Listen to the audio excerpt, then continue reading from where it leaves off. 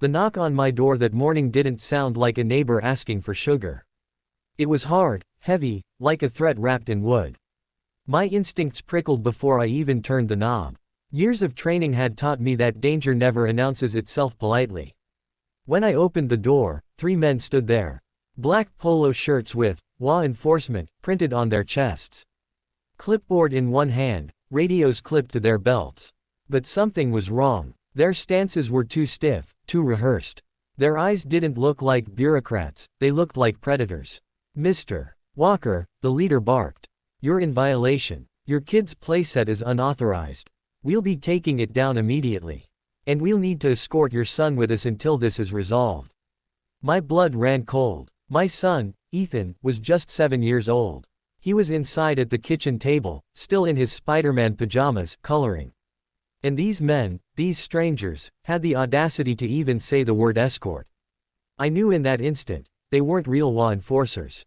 They weren't even pretending very well. They were wolves wearing cheap uniforms, thinking no one would see the teeth. What they didn't know was that I wasn't just a dad. I wasn't just another homeowner. I was a Navy SEAL. And if they thought they were walking out of my house with my son, they'd chosen the wrong address. My name's Daniel Walker. I served 12 years as a Navy SEAL, with deployments that taught me how to fight, how to survive, and most importantly, how to protect the ones I loved. When I left the service, all I wanted was peace. I bought this little house with a yard, a swing set, and a patch of garden. I wanted Ethan to grow up safe, surrounded by laughter, not gunfire. But peace has a way of being fragile. And predators, real ones, don't care about your dreams of quiet. I stepped onto the porch, blocking the doorway with my body. "You're not taking my son anywhere," I said, my voice calm but firm. The leader sneered. "Sir, if you resist, we'll have to escalate." He gave a nod, and one of the other men moved toward the door. That was their mistake. Before his hand even touched the frame, I grabbed his wrist, twisted hard, and drove him face first into the porch column. Bone crunched. His scream echoed down the street. The second man lunged at me, swinging a baton. My body reacted before thought. I caught his arm mid-swing, locked his elbow, and snapped it backward. The crack was sharp, final. He collapsed to the ground, writhing. The leader staggered back, suddenly realizing what he was up against. But it was too late. I stepped forward, closing the distance, and grabbed him by the collar. My eyes locked on his, my voice low and lethal. "You ever try to touch my son again, you won't leave here with just a broken arm. Do you understand me?" He swallowed hard, nodding frantically. I shoved him onto the lawn, where his men were groaning in pain.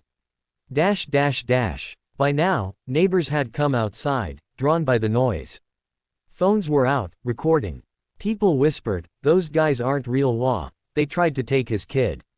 I called the sheriff myself, my hands steady even as my heart pounded.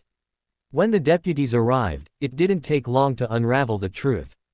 The so-called law enforcers weren't affiliated with the neighborhood at all. They were con men, part of a crew that targeted families by posing as authority figures, intimidating, extorting, and sometimes even kidnapping kids for ransom. But that morning, they had picked the wrong family. The sheriff took them away in handcuffs. Their broken arms were the least of their problems. They'd be facing years in prison. That night, after Ethan was asleep, I sat on the porch with my wife.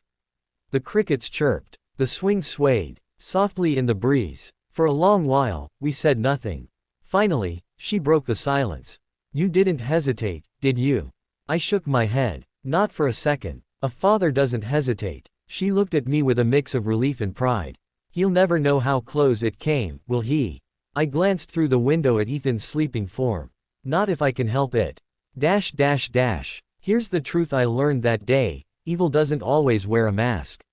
Sometimes, it shows up at your door pretending to be official, pretending to have authority. It preys on fear, hoping you'll comply without question. But when you stand your ground, when you protect your family with everything you have, evil crumbles. Because no fake badge, no fake uniform, no gang of imposters can ever match the resolve of a parent defending their child. They thought they'd found an easy mark. Instead, they found a Navy SEAL dad. And in this house, nobody takes my kid.